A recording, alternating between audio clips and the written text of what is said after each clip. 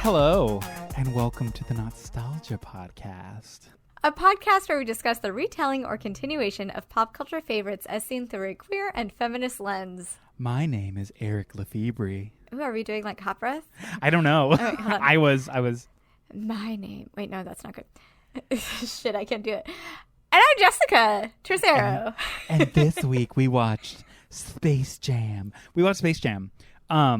Space Jam and Space Jam Legacy.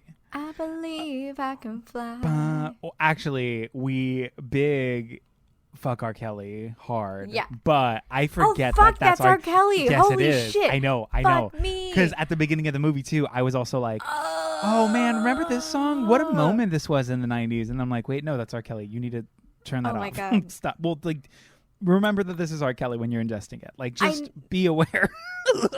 I'm so glad you reminded me because, yeah, I was like, that, like, oh, yeah, I remember this song. And, like, I never associated that because, like, I didn't know who R. Kelly was until a few years later. Yeah. But yeah, like, I was just like, yeah, I never associated him with that song. So thank you for making that connection. Ooh. Yeah, that was it. That was, like, the huge hit. That was, like, the mainstream crossover.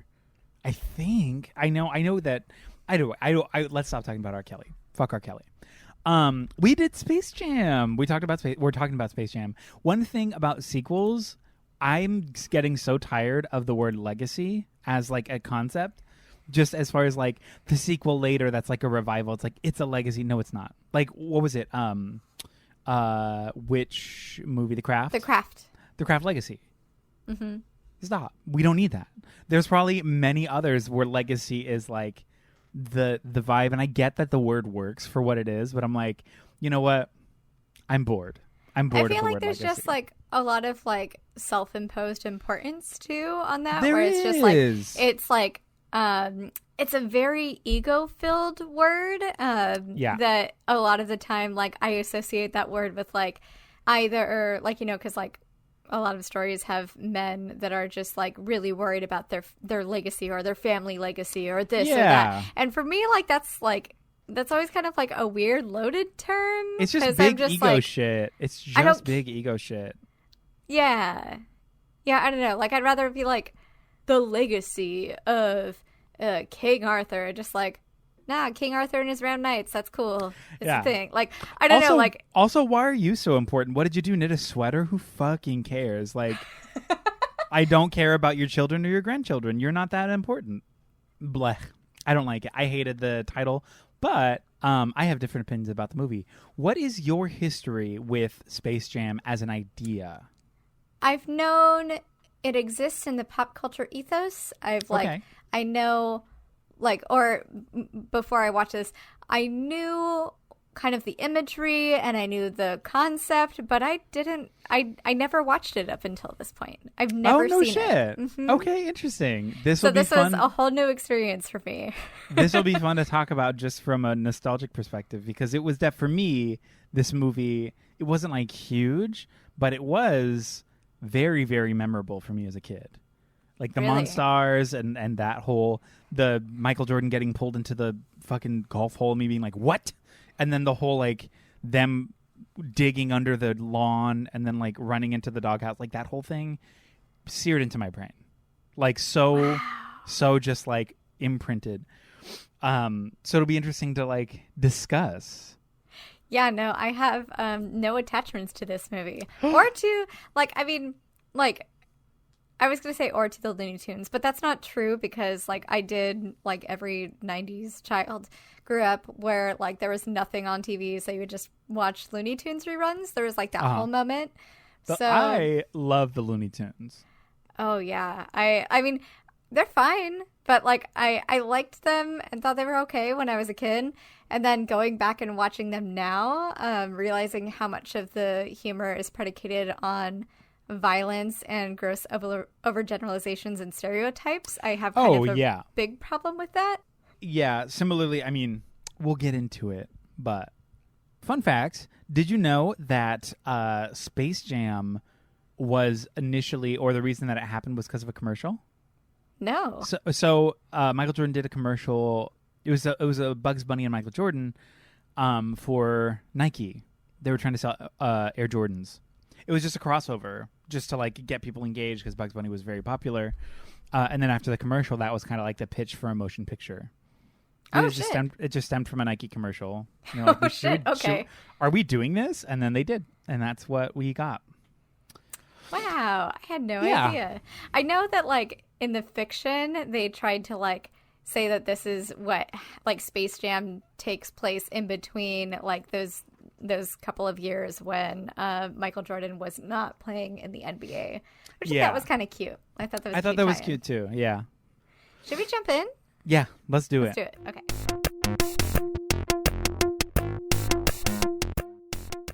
As a kid, Michael Jordan always wanted to become a professional basketball player, and with the encouragement of his father, his dreams became a reality. A montage ensues, highlighting Jordan's basketball career that ends with his initial NBA retirement announcement in 1993, which allows Jordan to try something else he's always wanted to try, pro baseball. Only he's not very good at it. But because of his celebrity, nobody will openly admit this to him, including his assistant Stan, instead choosing to ignore his lack of talent and treat him like royalty. Then one fateful day, while playing yet another sport with his friends Bill Murray and Larry Bird, Jordan is kidnapped and taken to Looney Tunes land by none other than Bugs Bunny himself. As it turns out, there's some gross alien capitalist that wants to enslave the Looney Tunes to drive up sales at his theme park. Thanks to some quick thinking, Bugs managed to get the aliens to agree to play a game of basketball for their freedom. However, the aliens stole the talent of several NBA players, resulting in their dominancy over the game at the expense of the players' ability to do anything involving motor skills. Hooray! Jordan agrees to help the Looney Tunes, wins the match, reunites the NBA players with their stolen talent, and decides to turn his back on baseball and return to the sport he was known for. Bump, bump, bump, bump, bump, bump, bump. Welcome to the Space Jam. Oh, your chance okay, to do your dance at the Space Jam. All right. Iconic song. It's a bop. By the way. So, I like Space Jam. As a whole, as an idea, do I like it less than I remembered liking it? Yes. I also I think I'm just done with Bill Murray. Oh my God, isn't he the worst? Are we gonna? Okay, we just going straight into him because let's do it. Let's a good place to start. Why not? I can't believe most of my notes are okay, I have a half page on Jordan and whatever on other, but Bill fucking Murray is about a half a page too, and it's just because he's so awful. And the more that I watch him in things from this lens, the more I realize what an awful person. It really is. I think I'm just, as a young person, that sort of dry, sort of awkward, breaking the tension humor was interesting because it was so foreign. It is so aggressive and so the opposite of maintaining the status quo. That's the intention. That's his thing. But the more that I learn, and the more that I become an adult and understand humor and just playfulness, the more I realize that I don't really think he is that funny or interesting, and maybe it is just a timing hindsight kind of thing. But there's a level of provocation that his humor relies on that I don't think is actually very funny. It's really just acknowledging certain social things and just saying them out loud, even though I don't know, the whole, what did he say in this? He says when these they're things. teeing off.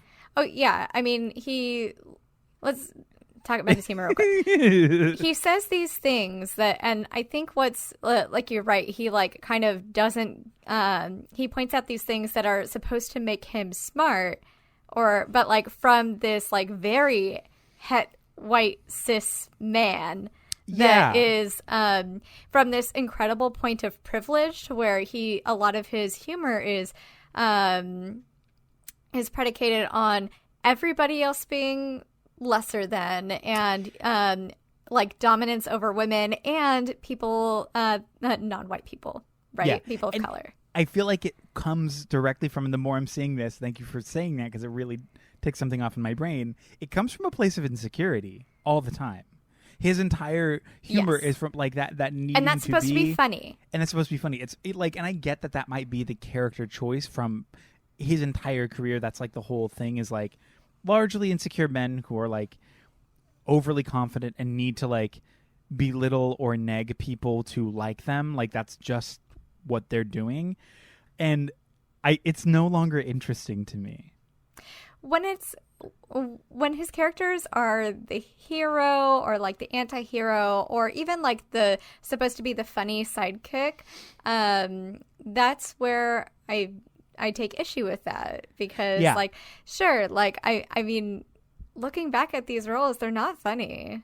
Like, not really, at least. He literally is like, okay, he tees off in this, right? He tees off and he is talking to the ball and like, you're my friend, my associate, my weapon, right? And he just fucking hits a golf ball. But the way that he does it, I laughed so hard, because as he swung, like, his Hawaiian shirt opened and his little beer belly like hung out, right? Just for that 1 second. While, like, you know, he's standing there with these much taller, much fitter, much like more renowned athletes, right? And he's literally like, hey, look, I got what it takes. I got what it takes to be in pro basketball.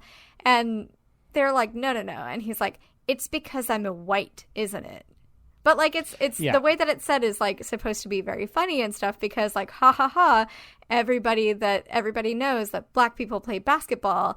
And to me, like Dave and I were talking about it after the fact, and it's like, that's supposed to be funny because it's supposed, like, that type of humor is based on this, like, quote unquote, like, unspoken truth or whatever. Yeah, it's supposed to be enlightening to some degree. Yeah, this like social construct that is there and that exists, and that like, oh look, we're acknowledging that, you know, and it's nothing but racist, is what that is. Yeah, it's just. It's a silly, bad joke about race is like the attempt. And it also, because of the company of the scene, doesn't make sense because Larry Bird is there also. So it's like one of the most well-known basketball players who is also white. You're making this joke about how all basketball players are black. Well, that's obviously not true, and you're showing us that that's not true, quite literally. So what is the joke then? Because the joke doesn't work because he's here, if that is the joke, if it is a joke. But he is here, so the joke didn't work. What else is it apart from discomfort that's based in racism? And I know, and again, this isn't like a filmed clip of him hanging out with Michael Jordan. This is a scripted, like, structured, this was part of the film. Right. But even then, it falls flat and does not work. And it might also just be because of who we are when we are watching back. And I'm sure that joke probably killed in the 90s for a lot of white audiences. Like, oh, haha, that is very funny. But it just doesn't make sense. And it is one of those, like, no, this isn't, like, insightful. This is just racist. Like, it's not interesting or insightful as you think it is. And again, this just echoes that idea that I'm having with Bill Murray, or the sort of cognizance I'm coming to with him. Just in regard, like, that I feel like that is his humor. And it's just I don't think it's very funny anymore. Well, and then like right after that, Jordan is sucked into the journey to the center of the Toon world, right? Like whatever that is. And then he's just kind of like, oh, okay, whatever. And him and Larry peace out, and he's just like, look, we were both under emotional distress, so I'm just gonna give us 2s for that last hole. And like, also, like, now you have an opening, I should be the person.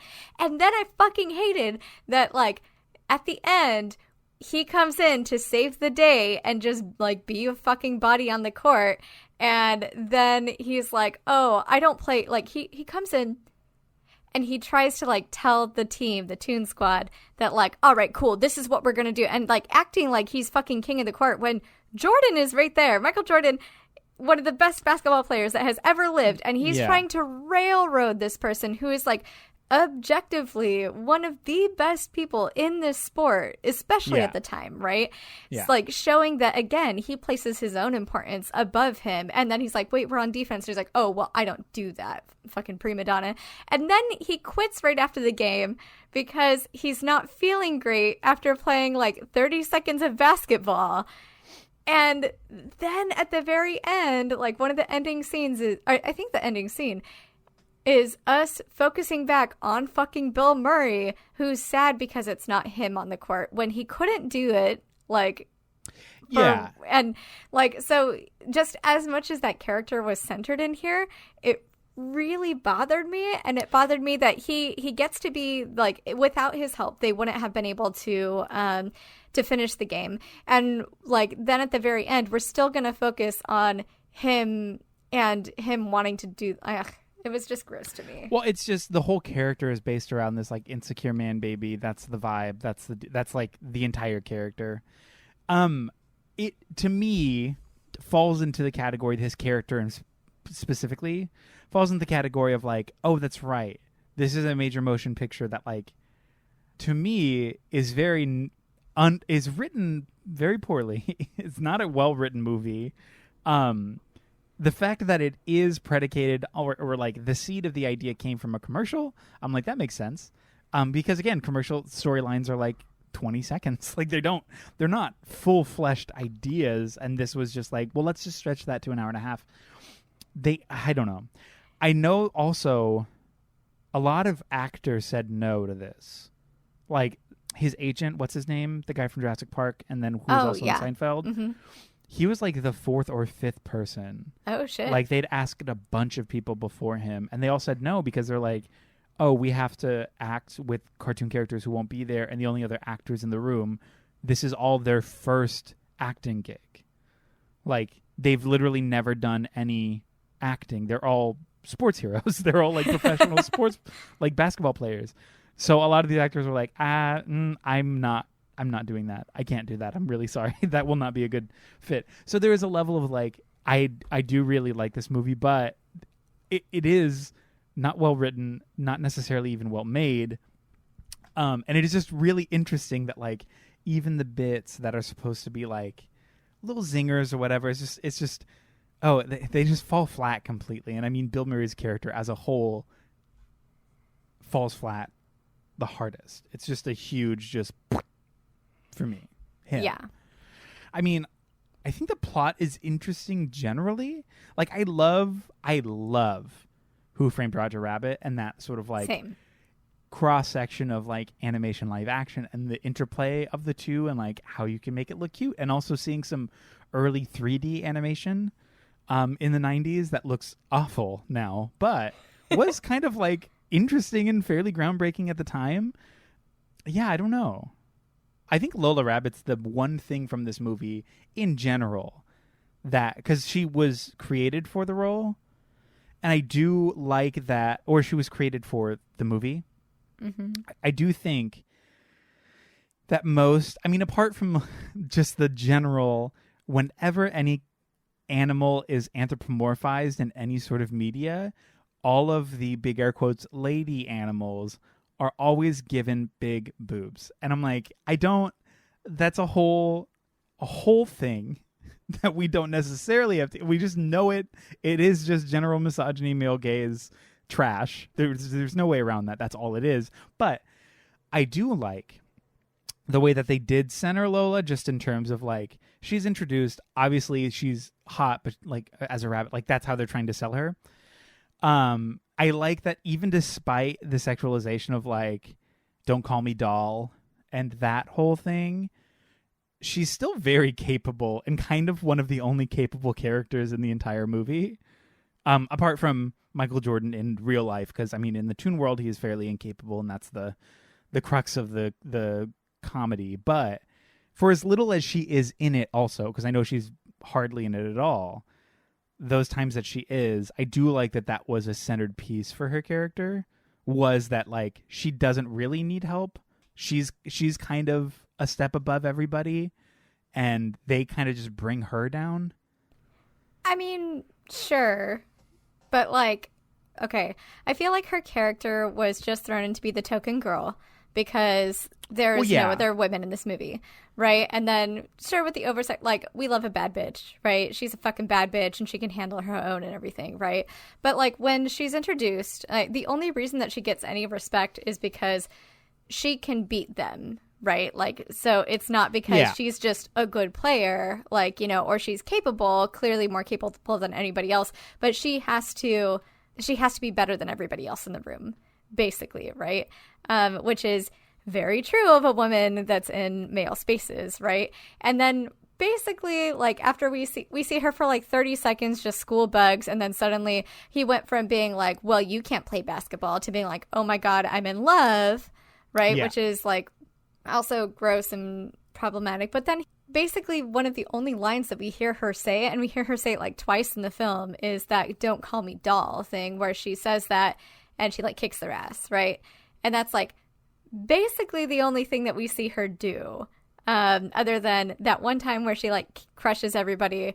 And then when she's there kind of like fawning over Bugs once he has muscles, right? And she's like, that's the time, like, you know, reinforcing that part of the male gaze where this is what you need in order for women to like you, right? You need muscles. And then he saves her, and she says that that's the nicest thing anybody's ever done for her, and kisses him, and now she's in love. And like, I'm like, this is not how this works. First of all, you're a tune, and if you get crushed, you're not going to die. It's fine.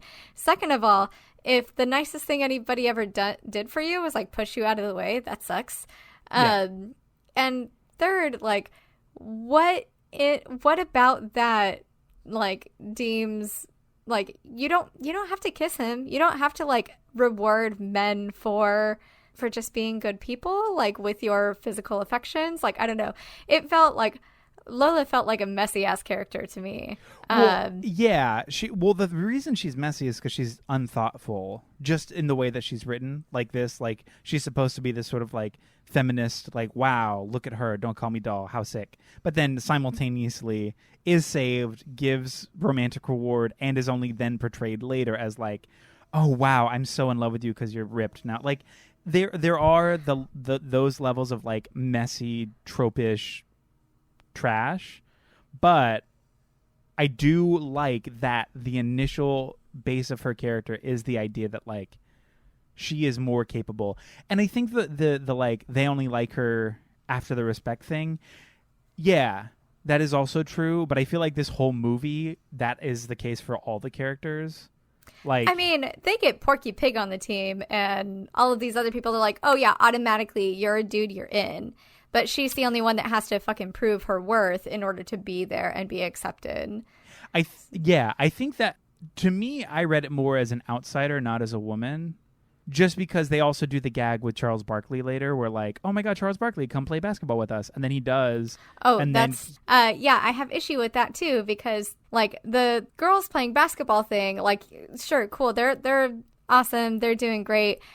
But Charles Barkley could go and play anybody. He can go and play young boys. He could, like, you know, like young teenagers. He could go play like other just normal ass like people playing basketball. But he chooses like young females to play against, because if he can't beat them, then he's not worth anything. And that's how I read that. So that was like a slight form of sexism, where like it wasn't like these girls are better than these girls are some of the best people, you can't beat them, whatever. It was, he went to go play girls because girls can't play basketball, or like because there's like in a patriarchal society, which is very much like, you know, women are not as good at sports as men, and he's not even playing women his own age, he's playing younger women. So that's, and then when even they reject him and say, you're not fucking Charles Barkley, that's when he's like, oh shit, something is wrong. I see that take. I didn't read that at all in the movie.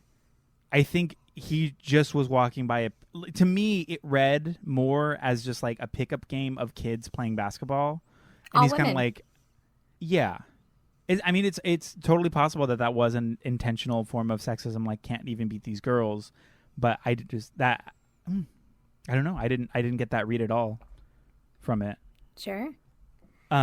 We have different takes. That's great. Yeah. No, 100%. I like Lola a lot. I think that she's great. I think she's awesome. I like her in the second one more. I have more to say about her in the second one. But especially back then too, because I know a lot of young, and again, misogyny 100%. She's a messy character just by the way that she's written. She's far from generally good. But I think the structure of like introducing this new character to be so capable and so strong and so powerful despite everything, and even in that introductory scene, she also does not care. Like the moment that like Bugs is like, wow, you're actually good and like I'm into you now, she's like, okay, that's fine. Like just don't talk to me. I don't know. I think Lola's sick as fuck. I think she's really cool. I love a bad bitch. I just wanted that bad bitch to shine a little bit more. That's all. Yeah. And to me, this is a movie for boys, so I don't think that they're ever going to do that, especially in that first one. Because, I mean, that is, I feel like the target demographic. The fact that she was in it at all, I was like, that, to me, felt fucking cool just because she was very much I don't care. I don't know. Even as a kid watching it, it very much felt like, I don't care that you're boys. I don't care that I'm a girl. I'm good at this, and if it's a problem for you, it's not my problem. I mean, yeah, she is also the only woman on the court, too. Yeah. But again, I think that was just mostly for like tokenism and to give Bugs some sort of a love interest, because every movie has to have a love interest, right? Oh, yeah. 100%. So, I think all of those things were just very, very on the surface. Yeah. And this movie is so shallow. This movie is not, it does not go deep. It is not like, it almost has no substance. And by that I mean it's almost just a glorified commercial. And practically no story. Oh my God. The scene, I died. When Jordan was on the bed drinking his McDonald's cup and Stan walks in and says, hey, you got to put on your Hanes and your Nikes. Here's some Gatorade, and I was just must. Fucking love this. Get the sponsors in. Drop them all in the scene. All in the same scene. That was for the commercial. That was the commercial. That's it. That was truly, yeah. No, without a doubt. It was, and it's that. It's that like moments like that where I'm like, yeah, this is nothing more than a glorified commercial. That's all it really is generally. Because there's like barely even a story. There's barely even a story. Yeah. I mean, or struggle. There's barely struggle too, like in this story. It felt like. Well, just the idea of like, I'll do it. I'll play you a game like for my soul, I guess, or whatever. Like I have to go work for you at your amusement park forever, and I have to lose games, so it's like not only my life but my pride. Like, okay, sure, but like the stakes could not have been lower, because we're never led to any sort of like realistic conclusion as to like the severity of it. It's just like monsters. Okay, they're gonna go, oh, they're actually bad. I'll do it. If you do this, you're gonna die. I know. Like, and that's like, that is as much build up as there is to it. So we never get there at all. And I'm like, oh, this is, and in that same turn, I'm like, this is a children's movie from the 90s where, because not all children's media is this way, but a lot of it is where it assumes children are dumb. Mm-hmm. Like it assumes children like won't be able to think. So it's like, well, let's spell it out and also not make it that hard. Let's trivialize kind of everything and make it more digestible and easier, more binaural, right? Like more clearly, succinctly good, bad, blah, blah, blah, blah. Because I do think that like a lot of children's media in general, pretty much everything apart from like Sesame Street to some degree, I don't know. There's a whole thing. Most of it is bad and it's terrible for kids, and I think this is no exception. I think that this movie is very clearly one of those things. Yeah, I mean, they didn't even like the plot wasn't fully developed. It didn't feel like that. It was very surface level. Even the relationships with the characters and other people like are the same. Like they could have done something really cool with his son, trying to tell him what he's doing wrong in baseball. They like were these things, but they were always just like kind of these floating ideas up here in the ether. Like, I mean, personally, I was just like, why the fuck is Michael Jordan gone for like however long he's gone for? His wife and his kids don't know where the fuck he is. Like, he hasn't checked in. This is just so normal. And to me, it was so funny because like there's a whole thing to be said about like the power of celebrity and all of this, when like he seems to want to, like, in this movie, I'm just very confused about the character Michael Jordan's, like, motivations, because he seems to want to be just another person, right? Treated like just another person. But everywhere he goes, he can't, right? Because like people are like, they're trying to help him cheat at baseball. Oh, well, he looks good in that uniform. You can't teach that. Like they have, or like it's a good looking strikeout, like all these things. And I was like, man, like, okay. But he also doesn't want to be treated like a normal person. When he gets home, he doesn't want to be home. He wants to be somewhere else, it feels like. Like, that's why he wouldn't check in. Like, he's off sportsing and just, like, can't be bothered by anybody. And see, even that I feel like is so underdeveloped. Because you explained it even more eloquently than the movie presents it, because you're right.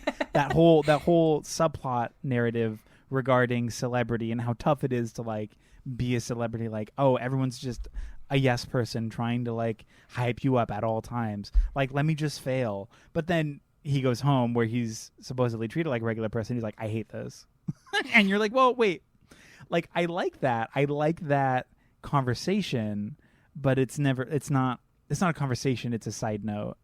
They didn't think about this at all. Like, or like they tried to like do this in the most superficial and lazy way. Like, because there's a really cool conversation to be had about like celebrities don't have to try as hard to get opportunity and to be successful and to, you know, like all of these things, right? Like he's even like, when his son asks him if everybody was mean to him because he sucks, he's like, worse, they were nice to me.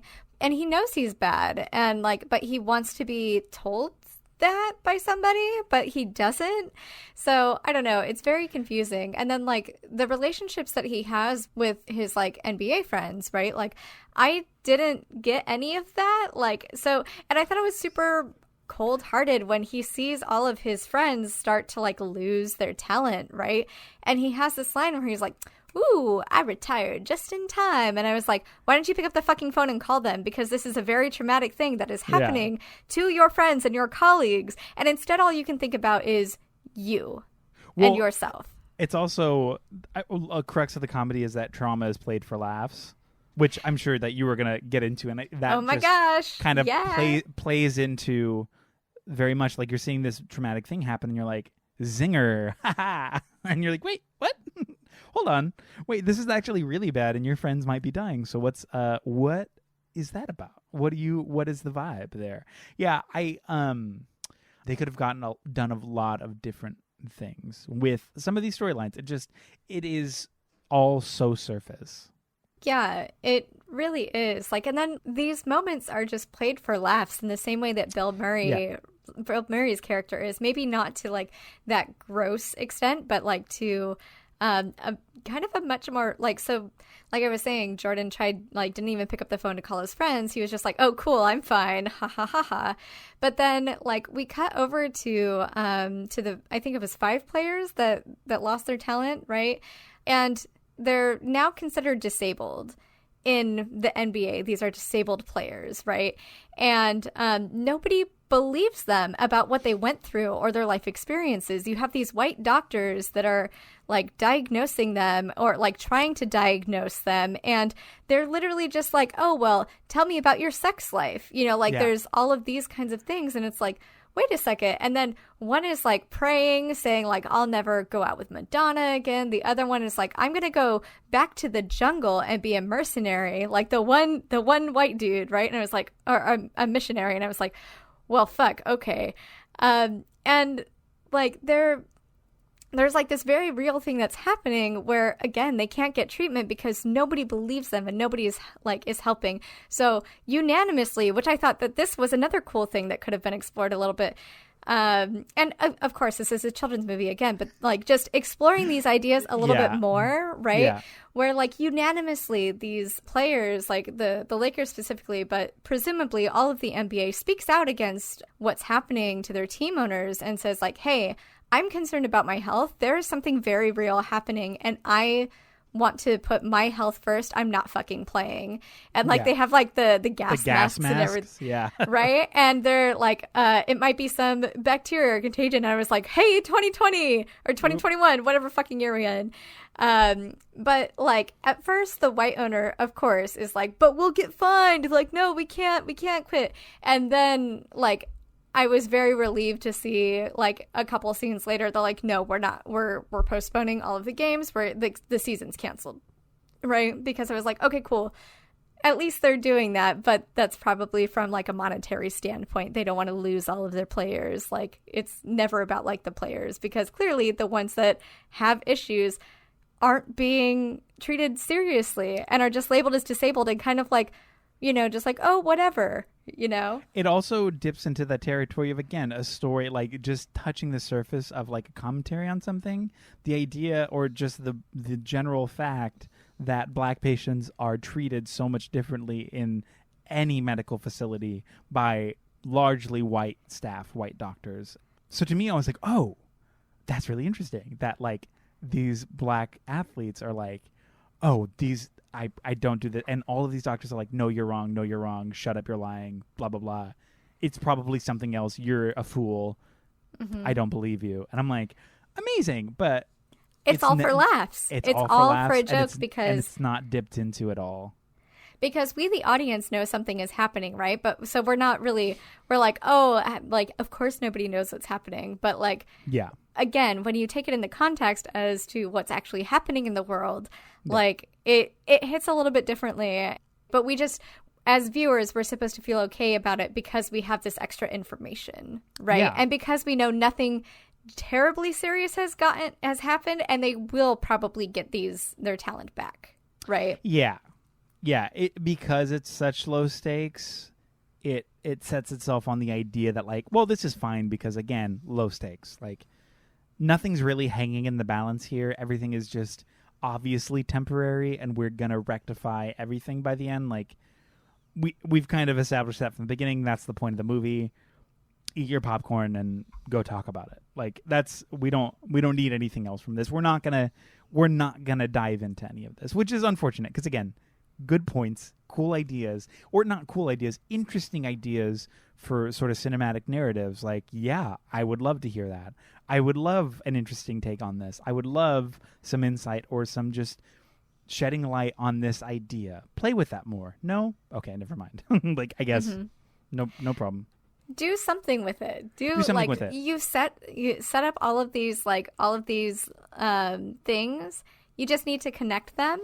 Yeah. Or, like, in a meaningful way, or maybe tell that in a different way so it isn't just people laughing at, you know, Bill Murray and his racist comment or things like that. You know what I mean? Yeah.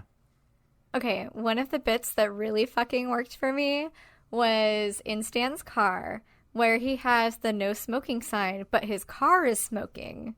I thought that, like, those kinds of things, and because it's like this big comical, like, you know, or what is it? I think it's Bugs that says the Ducks. What kind of company would name their team the Ducks? And I was like, amazing. Love this. This is so hilarious. Fun. Good. Like, I also there were some great, like, even when that golfer walks up to him when he's digging the hole, and he's like, "What are you doing?"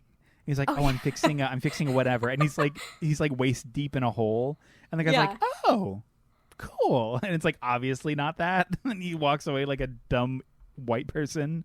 Amazing. Gorgeous joke. Loved it. But it is relatively flavorless. And I mean, that echoes the glorified commercial aspect where it really isn't a thought out film. Which is also funny because the bad guy is a capitalist. Yes. He's like this, like, super big giant bad capitalist man that, wait, why was this movie made? Capitalism. But to me that is the one part that felt intentional because it's a misdirect. Like, look at this big bad capitalist, right? Like, let's make the bad guy this super, like, sweaty, gross capitalist who just wants him for profit. But we're the NBA, and we don't do that. He's bad because he has slaves. Yes, but we're the NBA, and we don't. You should go watch this film. You want a Gatorade? You know, like it seems like an intentional, very clear and concise. Don't look at us. Look over there. Look at that thing. That bad thing. That's not us. We're nice and shiny. This thing is sweaty and probably smells like cigars. You know what I mean? Like, that and to me, I'm like, ooh, that's a little insidious, but like, hey, sure, yeah, but like, get it, I guess. I don't know. That's it's really one of the only aspects of the movie that I was like, oh, you thought about that. Yeah, because when it has to do with sales, you're going to recognize and make a very clear and conscious decision that this is a glorified commercial. We need sales to come in. Let's make this capitalist monster look bad so that us, the capitalist monsters, don't. Well, and I thought it was also really funny, like something I think that was absolutely intentional is the space aliens, while they're trying to steal talent, like to go and take it back to their theme park, they literally steal talent from players, like the essence of talent in order to perform, to enslave more talent, right? Yeah. Like, and I was like, ooh, they steal talent to steal talent. Interesting. Yes. I like this. And I liked, and I don't think that this was intentional, but before, when they're small little weak aliens, right? Which, okay, I do want a side note here. The Looney Tunes picked this sport and this game because they made a big giant assumption based on what people look like, and were like, oh, they're going to be bad.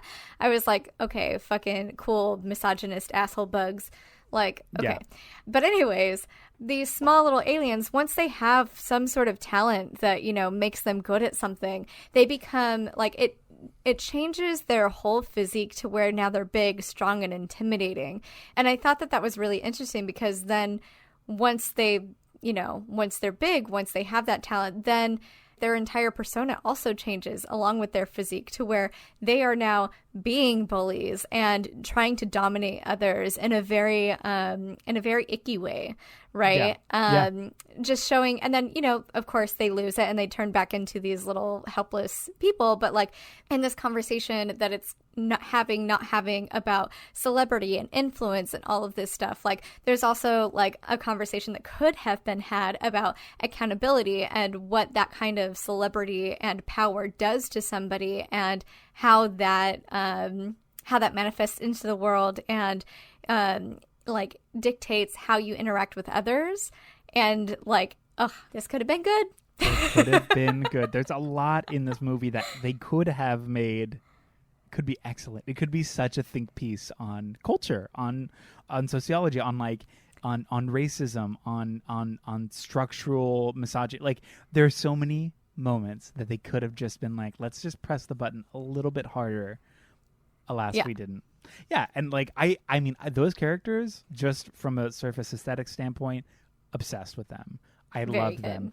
The moments when like they show up and they're like kind of helpless, but they're like, oh, by the way, forgot to say this, we're gonna kidnap all of you, and that's what we're here. You're all actually under our control now. And like just the wielding of this like comically large gun, just like and they're just like kind of silly, helpless little creatures who are like obviously bad, but there's kind of like an innocence to them, because even when they're doing the bad thing, there's a level of like they don't recognize it as bad, so it's like, oh, this is just business. I mean, like, colonialists or exactly. colonizers never the exact same. Yes, this fucking capitalist imperialist. Okay. And to me, those characters were so chef's kiss, because I feel like we knew who those characters were.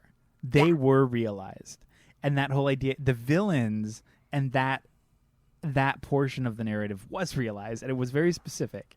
And to me, I mean, that's why they were funny and cute and bad and gross. And then when they became monsters, I'm like, you guys are so fucking sick. Like, oh my God. I love it. I love how toxic you are. I love how bad you are. Like, yes, this is, because it's just, to me, I'm like, the only real like substance. I'm like, yes, none of this fluff, none of this like half realized stuff. I'm like, you guys. Well, and at the end too, they're like, Bugs is like, hey, why do you follow that guy? And they're like, I don't know. Like, hello, capitalism, living under capitalism, right? And they're like, you know what? I'm not going to go back. Can I chill? And they're like, yeah, Avi, that's super fine. I did also really like that one of our introductions to the big bad boss man was they're like licking his feet, which is fucking gross and everything. But he, the phrase, the customer is always right. is not good. Oh it's a my God, fucking yeah. awful, awful phrase, right? And even in this movie, in the 90s, they are recognizing that is an awful, awful, awful phrase, and that is very damaging and unrealistic, right? Yeah. You cannot make every person happy. Not everything is for everybody, like all of this, right? So, like, we're recognizing that as a principle for business is bad. However, Yeah. like, you are still expecting that of your workers, of this, and I'm just like, ooh, I kind of like how meta that is. Yeah. Well, it just, that's the same part of that insidious narrative that I'm like, this is the only part that you thought about, just to be like telling a half truth. I don't know. That shit bothers me so much. Like, it's literally just hearing like where I've experienced like a shitty boss be like, I have your back, or like 100%, you come first or whatever, but then it's like you're treated like shit. And then they don't. And they don't, like, a customer is like an absolute monster to you. You bring it up and they're like, actually, you were in the wrong. And you're like, I hate you. You're literally all talk. You're the absolute fucking worst. None of that is real. That whole familial aspect of like, we're a team, go fuck yourself. Mm-hmm. I don't matter to you. And I know that. I need you to stop telling me that I do, because it's not helpful to You're me or you. gaslighting me, and I'm like, not here for this anymore. I know you're lying. I know this is fake, and I hate it. I hate this performance. It's that. But hence why so many people are not going back to work at oh my God, I love it. At low wage jobs or as servers, and I love this. I love this so much. I love how many people have not gone back to their service jobs, because it really is hellish. It's so bad and so messy and so toxic. I can't even believe that I did it for so long. And that's a whole tangent, but should we just do the next one? Oh my God, are you ready? I'm so ready for the next one. Let's do it.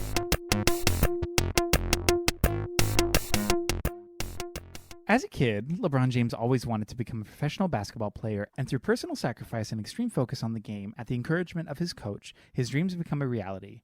A montage ensues highlighting LeBron James's basketball career, which concludes by honing in on LeBron's children as they discuss their own dreams which don't align with their father's. Specifically, Dom, who dreams of becoming a game designer and has in fact already designed a game of his own. Dom ends up accompanying his dad to WB Studios to hear a new marketing pitch helmed by lead baddie and sentient computer algorithm Algorithm, where Dom expresses his desire to attend game designer camp and, like the marketing pitch, is immediately shut down by LeBron, prompting both Dom and Al to storm off. While chasing his son, LeBron and Dom are both transported into Al's world known as Serververse, where the two are separated and told they must compete in Dom's game in order to leave. While Al slyly steals Dom's ideas and technology, LeBron is ejected into the Serververse and forced to assemble a team to play for his freedom. He lands on the Looney Tunes planet, where depressed Bugs Bunny is living all alone, and together they assemble the Looney Tunes to once again play basketball to decide the fate of all Twitter users. That's right. Al promoted the game on social media and transported everyone that tuned in on their phone to the Serververse too. Fun! The game is played, LeBron realizes he was wrong and should have been more open to his son's desires, and simultaneously relearns it's okay to have fun and work outside the binary rule set. The Tunes win and everyone goes back to the real world. Okay. Yeah. First and foremost, love this movie. I loved this movie. As a sequel, it's so cute. I thought it was going to be not necessarily bad, but when I saw the trailer, that was like, it felt just like very Ready Player One. I was like, oh, I don't know what's happening here. But yeah, and that wasn't distracting for me, because the way and the context that they did it. Yes. So Agreed. a lot of this movie is like, hey, we're WB. We own all of these properties and you love it. Here's this. But it's like a flyby, flying by all of these different planets. Or where most of these cameos happen is when the actual basketball game at the end is taking place. Yeah. And all of these characters are watching the game, which was so cute, because like I found myself while I'm watching the thing, I'm like, oh, look, there's this one and there's this one and there's this one. And it was very cute to see them all in the audience. And I enjoyed that. I enjoyed it too. I think and again, everything is derivative, obviously. My struggle with the idea of like this sort of all-inclusive umbrella of usage. It just felt very like Wreck-It Ralph. Like yes. it, not only the crux of the final act in defeating the bad guy was the exact same with the glitch, like from the first one, but then when Ralph breaks the internet, it was that sort of like conglomerate, like we're all connected, we're all in the same, like it sort of had the same vibe to me. But it was woven into the narrative, which was less jarring. Yeah.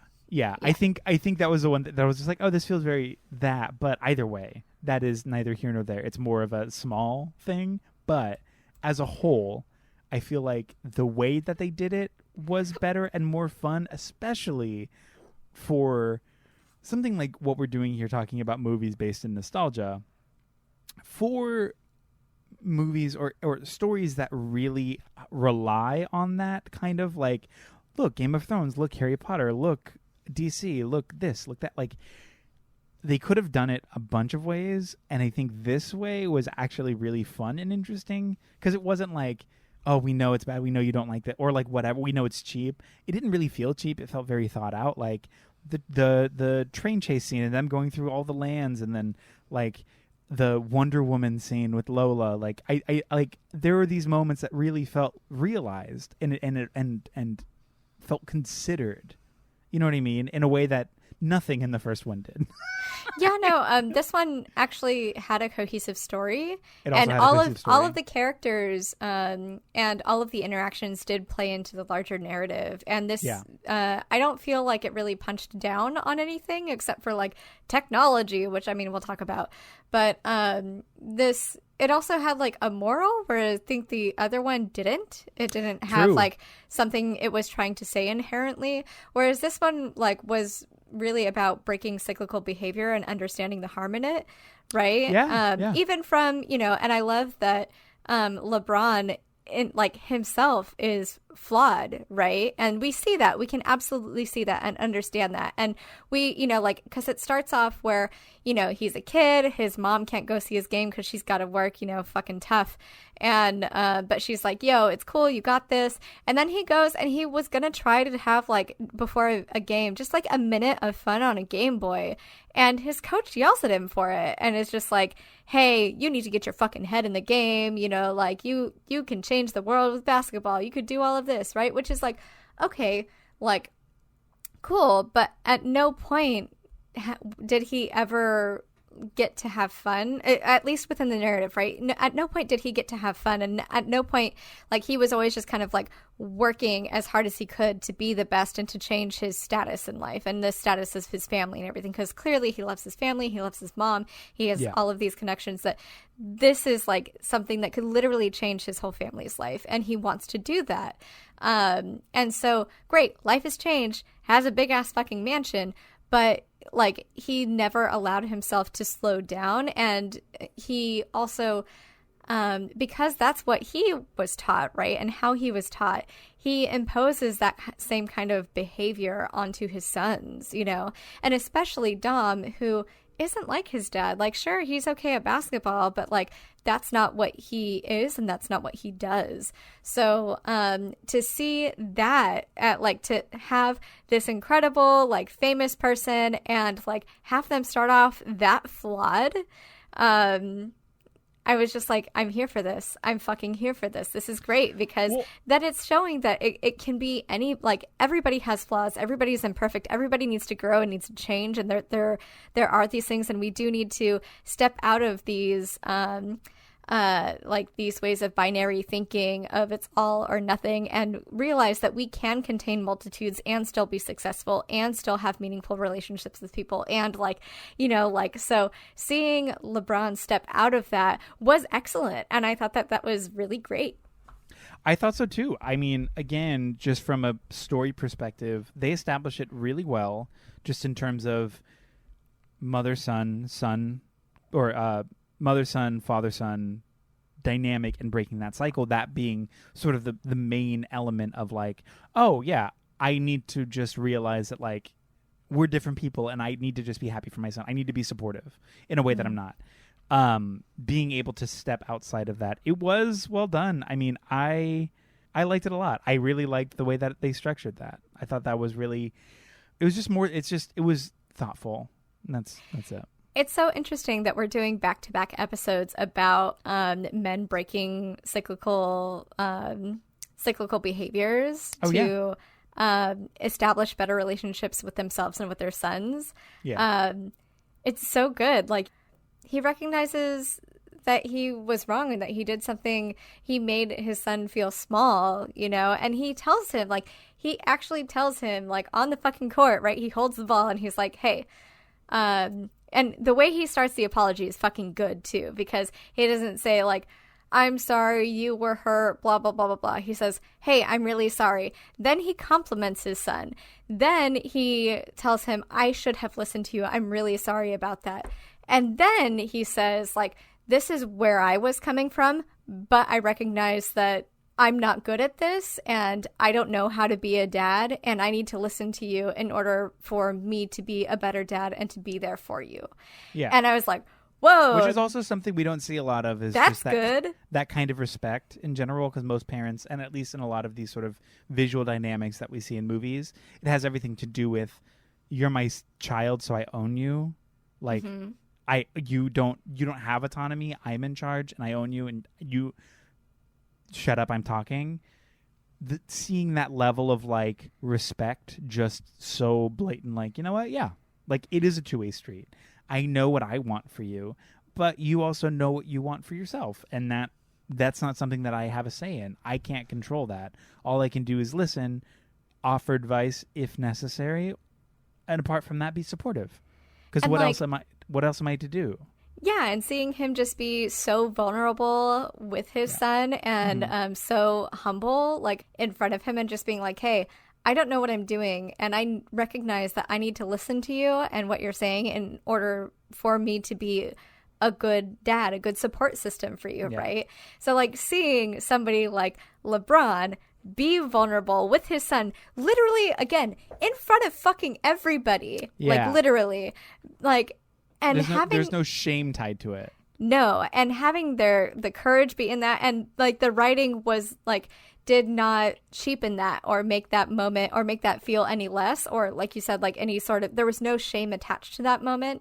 And then also, like, we got to see him cry because he was happy. We saw LeBron cry because he was happy that he, like, got his son back, and that, you know, he was able to, like, by being vulnerable and by doing all of this, he not only is he stronger, but his family is stronger, his relationships. When, you know, the story starts with him wanting to be the best because he wants to better his family and their position in life. And now, like, he has the money, but he has to reinvest that time into his actual family to accomplish that goal. I mean, I also like, just with the son, in general, the way that they had written him in the story, because I feel like a lot of times with this dynamic of, like, I'll show you, Dad, you don't get me, I'm gonna be mad, there's sort of a vilifying of that character where it's like they have to go so far so bad to, like, learn, like, hey, everything is okay, and, like, it's just a misunderstanding, and then they bring it back. In this one, it was very clear, like, sure, there's a tension between him and his dad, but it's not like, I hate you, Dad. It's just you don't get me and you don't get it. But the crux of it wasn't to vilify him, to be like, I'm going to show you. It was leaving him in the dark. Like, he's like, oh, where'd my dad go? It's like, oh, somewhere else. Don't worry about it.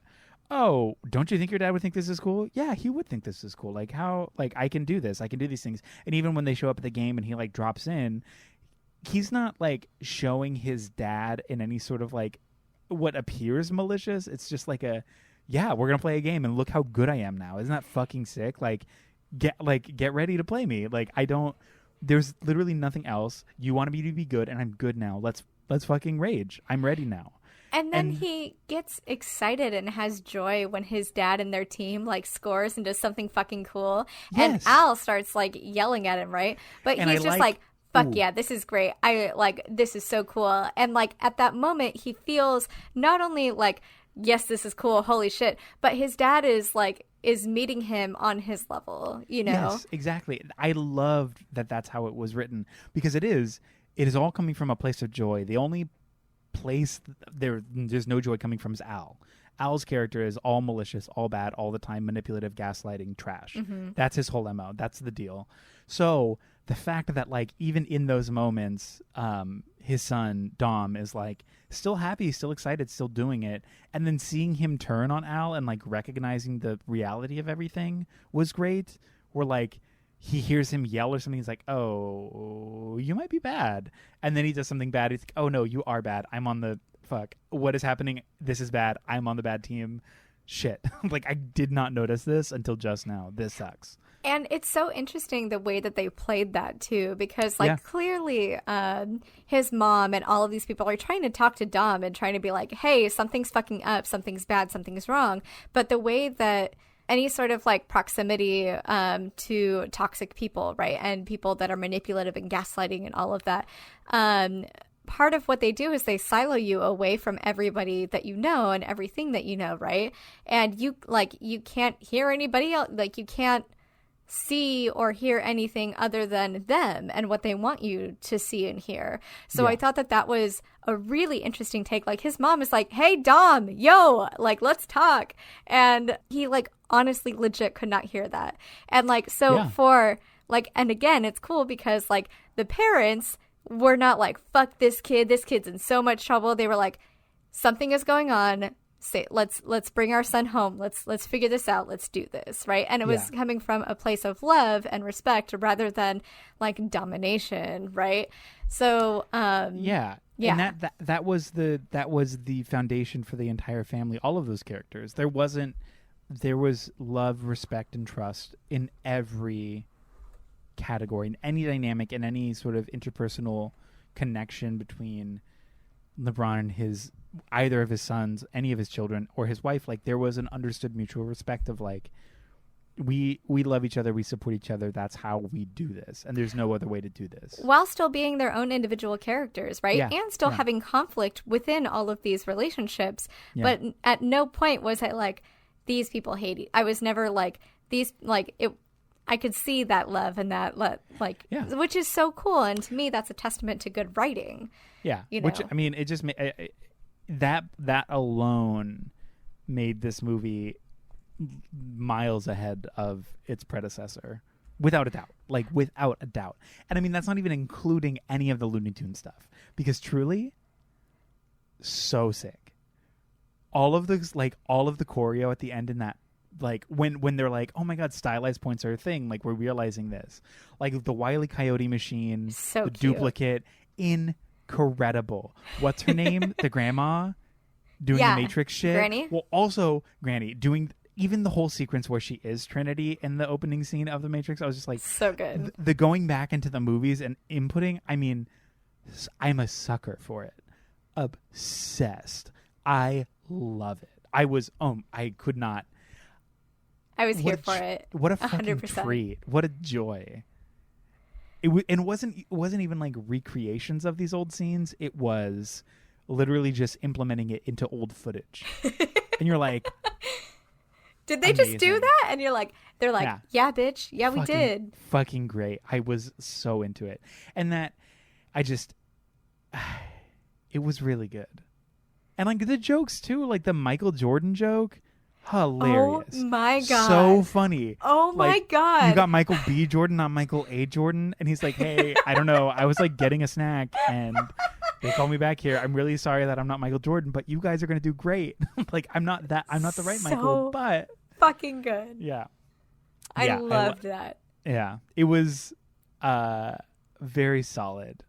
It was really, it was a treat. It's like a treat of a movie. Also, like, I really loved that this movie was all black. There was no, I don't think there was a white person there, except for Sarah Silverman, right? Yes. But in that, it didn't feel tokenized at all, which is great. Like, it felt like a move. Like, it didn't feel... It felt earnest. Yeah. It didn't feel like it was... Like, I mean, I know it's intentionally black, like that is a choice, but it's appreciated in a way that isn't like, oh, this is the black movie, in a way that is, again, just tokenizing people of color in the industry. Like, this is a black movie. Well, it's just a movie. It's not a black movie, but it is an intentionally black movie in that way where we are making the choice for this to be almost exclusively a black cast. Which is like, you know, what Hollywood normally does with, you know, or like historically has done, I think is maybe starting to change, like both with anybody that's not a cishet white man, right? It's like, oh, this story is centering, this is the girl movie, this is the black movie, this is the this, and like, so it feels, yeah, you're right, it feels more earnest, and I liked that a lot. Oh, same. And not only that, but like, how many more women were in this movie, or sort of like femme presenting characters in general were in this movie as opposed to the last? Like half of the fucking bad team, almost every shot there was like, OMG, women play basketball? No way. Also, those fucking characters were so sick. They were so sick. Like, water, fire. Like, I was like, God. Dang. Or so like, cool. The spider. Like, just very, very cool. And it didn't feel like they gendered the, which, again, like, when you have, like, oh, it's a woman, but it's a woman butterfly. Or it's like, you know, like the the pairings of human and animal for the, or like element for the character design did not feel gendered at all. And I was just like, fuck, yes. It was nice. The only thing that I didn't, that I wasn't stoked on was, oh, go ahead. No, I was going to say Lola. That's what I wasn't stoked on. On her in general? Her in general, cool. I was stoked on that, right? What I wasn't stoked on was her, like, so Lola went to the Amazons and wanted to be an Amazon warrior. Fucking cool. Love this for her. And she's crushing it. And she's like, you know, like she's there and they're like, cool, we're ready to make you one of us. Here we go. And I fucking hated that Bugs came in right at that moment and was like, hey, you need to help me. And then like fucking hated that they were able to like, LeBron and Bugs were able to follow Lola throughout the entire course that she had literally spent 2 years training for, like it was nothing. And like, you know, like, hey, no, remember? Hey, no. And then like ultimately she stops the course and doesn't finish because her maternal instincts, like to go and save these men, that like they can't complete like the very last thing or something, or they like are falling off. And I'm like, okay, but I hated that they were able to do all of that, because then that I felt like that took away from the power of that moment for her, like because they were like right on her heels the whole time. So I mean, it's a small thing, but like I feel like it just took away from her power. It definitely is belittling a little bit. But I was like, fuck yes, she's with the Amazon, she's doing this. I also love how wonderful women like the Amazons were in this movie, because they weren't like, oh, well, you fucking helped other people, like, well, you blew your shot. They were like, hey, compassion is actually a part of life and being a hero and our culture, so you doing that like made up for you not being on this step at that time. So because they are compassionate and they recognize that as important, they weren't like, you know, sorry you didn't pass, when I feel like if it were any other sort of society, male society, that wouldn't have been the case, you know. Oh yeah, 100%. I also love that. It was really annoying just when she's like, hey, I'm busy, like, please leave me alone. Wouldn't fucking leave her alone. Oh, for sure. But just kidding. Actually, I need you now. And she's like, I can't right now. I said I'm busy. Please fucking go away. And he's like, but it's urgent. She's like, so is this. Please leave me alone. Like, she said, I don't know how many times she said it, like, but it's so frequent and it's so clear. And like, he's fucking chasing her, saying he's chasing this. Her. And I mean, I know LeBron's just like, I don't really know where else to go. Like, I'm just following Bugs, but it was so clear. She was like so clear, like 4 or 5 times. Stop. Leave me alone. I said no. Please get the fuck away from me. I said no. I said no. I said no. I said no. But just like a man, to run in there and then, oh, this is what you've wanted your whole life or what you've been training for. Yeah. But I'm here now and you're so close, but like I'm here. So. But it's little me. Bugs really fucking bothered me in this movie. Yeah. I felt like he was way more of a boomer. That, like, he stayed on Toonland when everybody else went away because he said, like, that they weren't being true to her who they were by wanting to go see other things and expand their horizons and, you know, and be in the world. And he's just sitting there wanting to do the same old gags, like the rabbit season, duck season, rabbit season, right? And I was like, okay. But I kind of loved that because it's literally just that. It is this kind of a shitty character who kind of has nothing else going on, who is so reliant on this idea of how they exist in this very specific space where they are the main character only in this space. In the real world, forget it. Anywhere else, forget it. In this one small place, they are the best thing. And when other people are getting wise to the idea that, like, hey, maybe it's time for me to go do something else, he hates it. He's like, no, I'm important. How can you leave me? This is about me. I'm the most important character. And just the fact that it is so intentionally painting Bugs as, like, the weak, just literally has nothing to show for himself, is the smallest character because of how big his ego is. I was like, yes. Ooh. Like, yes. Obsessed with it. I love it. I think, so sometimes when I say I hate a character, I mean, like, I hate and love this depiction of them. Yeah. And I think I don't do a good job of saying that explicitly when I meet, like, I fucking hate this character and I hate this character, but, like, I love to hate this character because it's, like, it's the conversation around the idea of, like, you can watch a movie and be like, that is a bad character. In the context of this and the subtext of the character, what else is it saying besides a bad character in the movie? Because it's not just about them, it's like around it. So I 100% see where you're coming from, just in terms of, like, yeah, Bugs sucks. 100%. Do I absolutely love for the way that they wrote him in this movie and the way that his badness is just amplified into this really interesting take on ego and self-centeredness? Absolutely. I'm obsessed. Gorgeous. Couldn't have been happier with it. And especially for somebody as iconic as Bugs Bunny, like, he is the centerpiece of Looney Tunes.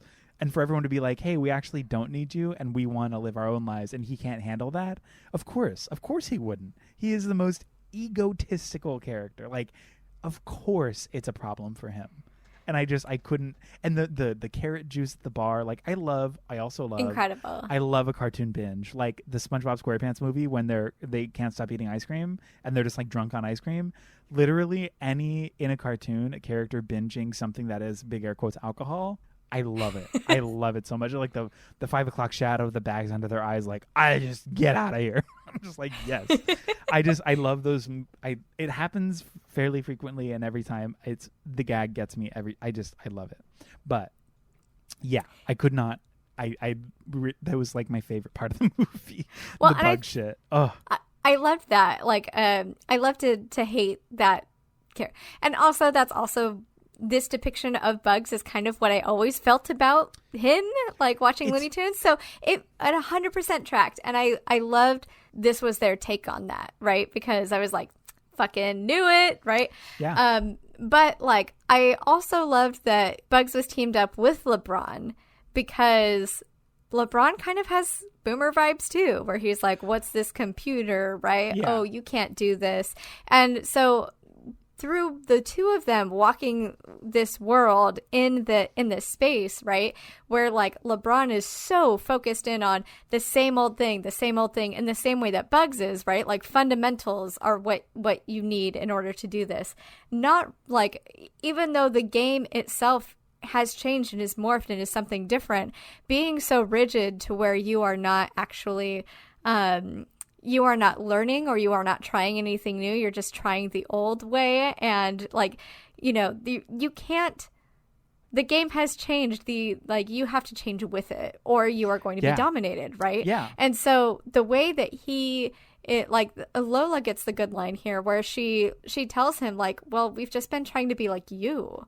You wanted us to be like you. This is like, because he's like, what are we doing out there? What's happening? And she's just, we were trying to be you. We were trying to be like you because this is what you wanted. And that's when he realizes like, oh, I'm the problem.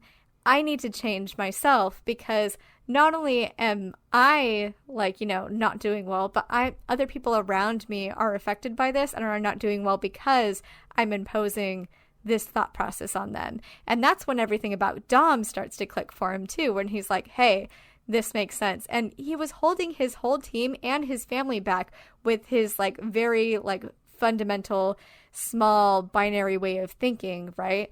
And only when he started to really hone in on everybody's different talents and understand and not use because he didn't use their talents, but like allow people to, or these tunes to play the game in a way that they are able to, like then they're able to win and then they're able to think outside of the box and just showing the strength in diversity, right? Like, and incredible. Diversity is the key to everything and it's fine. And we all have different likes and different roles and different things and it's fine. And not only is it fine, but this is how we succeed in life and this is how we save the world, everybody. Yeah. This is how we save it. Yeah, it's embracing of all of those variations. And I mean, that moment, but it's also not only just like recognizing that like his teammates, they all have these different skill sets and letting them just play, but recognizing that this is his son's game and that it's not his game and being like, okay, let me actually pay attention and play by my son's thing. Let me play by the rules of my son that he's established on top of that, and allowing also his teammates to play as well. Like that's the whole point. It's him recognizing like, oh, this is good. This is fine. This is fun. Like, oh, I loved it. It was a treat. You all should go watch it. It's on HBO Max if you have HBO Max. I love that all of these movies are doing streaming and theaters. Oh, yeah. I think that this should just be a thing moving forward because this is very good. Also much more accessible. I'm a person that likes the subtitles on all the time. Subtitles are my jam because sometimes I have to like, wait, what did they say? I just so much better.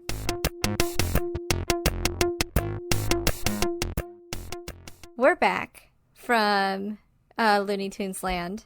Eric. Yes. The first Space Jam. Who was it for? It was for young boys. I think, and that's like an earnest take. I think it was a boy movie for kids who don't need anything other than a commercial to be sold something. In this case, it's Nike products and Gatorade through the guise of cartoons. Mm-hmm. Like, oh, see, like the cartoons there, and Michael Jordan. You love Michael Jordan. Anyways, buy more stuff. That's all it was for, and it was marketed at young boys. Yeah, I think it was for, ultimately it was for profit for companies. Yeah. It was for it was for McDonald's and Nike and Gatorade and Hanes. Yeah. All of those other product placements that were in there, that's who this was for. Love a good Hanes. Love it. Just sell more Air Jordans. You'll be just like Jordan. That's who I think it was for. Yeah, I mean that absolutely tracks. Did you like it? I did. I like it. Hard like, not love. As a kid, I loved it. Now, hard like, with fully recognizing that it is a fluff piece of cinema that has almost no nourishment. Well, actually, not almost. It has no nourishment. It's not good by any means, but I do like it. Yeah. Do you like it? No, I didn't like it at all. I thought it was just so tasteless. It had no substance. It's like, you know when you drink one of those sparkling waters, like those flavored sparkling waters, but not LaCroix, like the Target brand. Yeah, like Good and Gather or the Kirkland brand, where it's like, it has a little bit of flavor, right? You know, and it's a little fun because you got like the bubbles and stuff, but ultimately there's no nourishment, no value, no nothing, and you could take it or leave it. Yeah. Because there's obviously better brand. That's what this felt like to me. I couldn't. Yeah, that's literally what it is. It is. You kind of get the taste of it, like the whisper of it, but it's like, well, okay. And it's not as good as it. Like, I know what strawberry tastes like, and it doesn't. It doesn't even like taste like good imitation strawberry. It's got like a little bit of funk. And but at the same time, there's a level in your brain where you're like, well, I did buy sparkling water. So, like, I kind of know what I signed up for this. But at the same time, it is still kind of a disappointment, even knowing full well what you had expected. Yes. We nailed it. Yeah. Boom. How about Space Jam Legacy? Was it new, interesting, or the same, progressive, regressive? How has the story evolved with today's ideals? I thought it was both new and interesting, the way it was presented. Incredibly progressive as well, just in terms of like the care and intention behind the story. Also, an almost entire cast of color. The way that they talk about sort of generational trauma. I know, like we had talked about, like that is a general thing that we've been talking a lot about. But truly, it was handled with such care and such nuance and such intention that, like, oh yeah, like I think that was incredibly progressive. I think it's evolved with today's ideals in terms of not only representation and like telling more interesting stories or more cared for stories, but it also it's just better. I don't know. It's just a better movie. It's just a much better. It's a much better film, just in terms of like story and everything. It is miles ahead of the first one.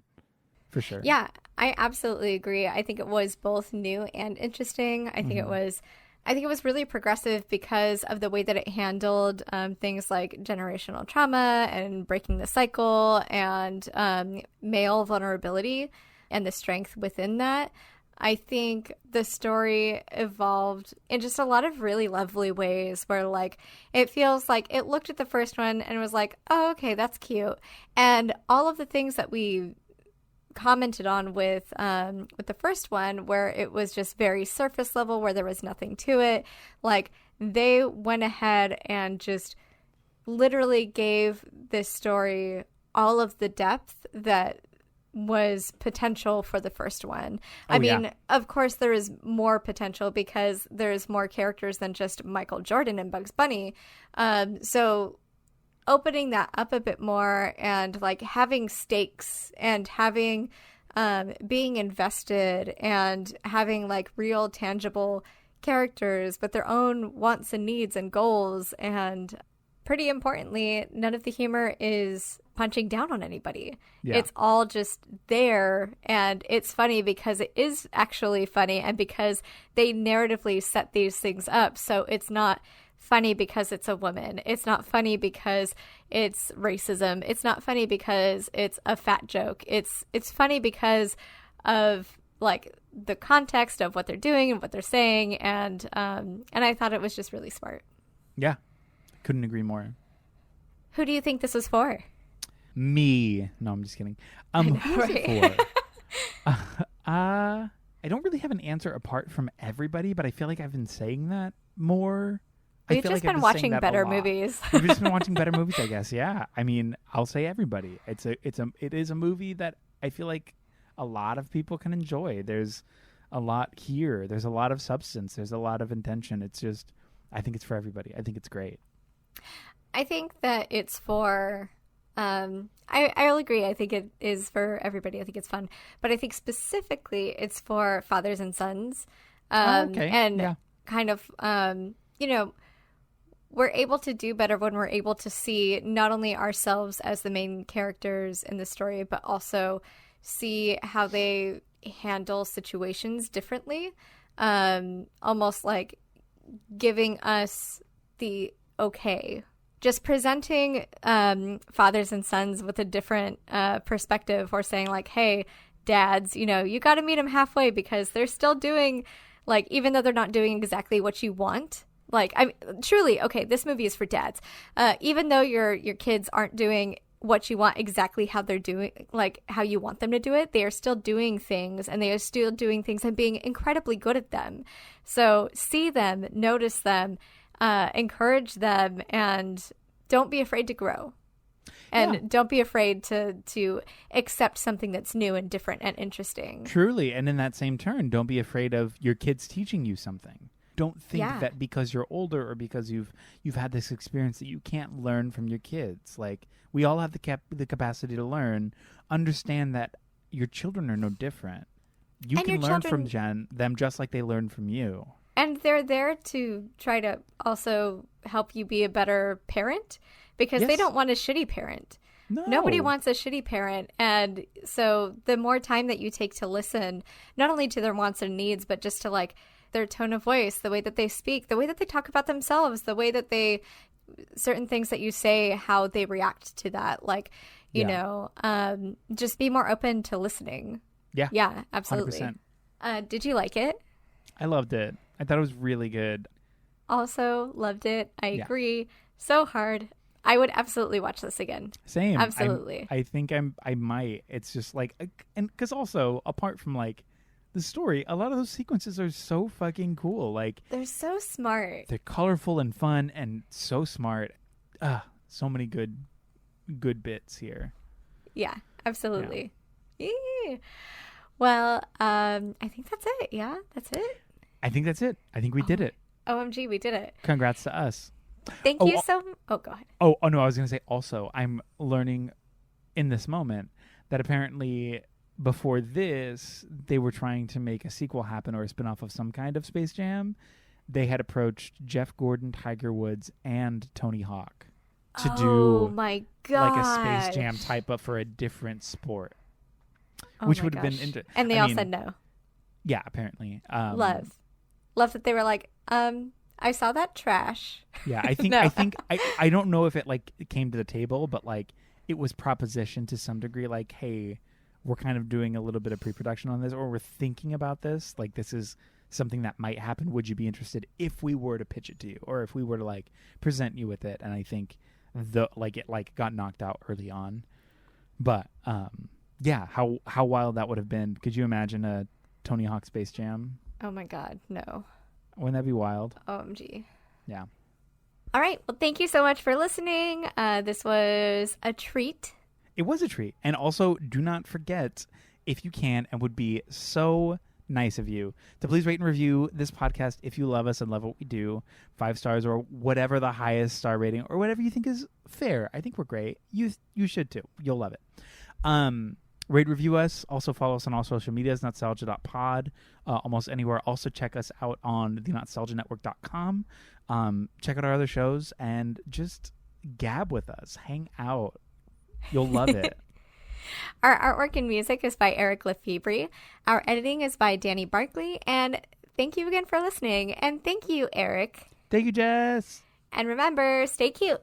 And stay critical. Bye. Bye.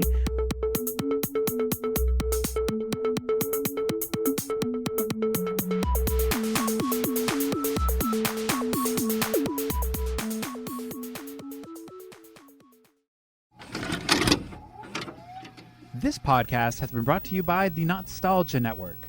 Visit the NOTstalgiaNetwork.com for more. You enter the dungeon and see the evil wizard pointing his wand directly at you. He says, "Show me a funny and delightful actual play Dungeons & Dragons podcast, or I'll consume your souls!" What do? I take out my phone and find Quest Friends Forever on Spotify. I show him how to find Quest Friends Forever on Apple Podcasts. I share the Quest Friends Forever Instagram and YouTube pages with him. And you all get critical hits! Yay! Quest Friends Forever is an actual play podcast starring 4 friends with varying levels of Dungeons & Dragons experience. Join us for new episodes every other Wednesday as we embark on fantasy adventures, play fast and loose with the rules, and laugh at each other's shenanigans. No prior D&D knowledge is required to listen, so everyone can feel free to join the fun. Quest Friends 4, that's the number 4, like how there's 4 of us, ever. Find us on Apple, Spotify, or wherever you get your podcasts. That's Quest Friends Forever.